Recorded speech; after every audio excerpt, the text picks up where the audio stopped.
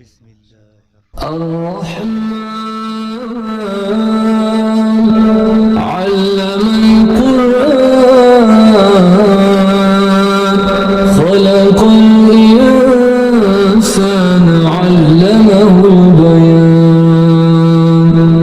الشمس والقمر بحسبان والنجم والشجر يسجدان والسماء رفعها ووضع الميزان ألا تطغوا في الميزان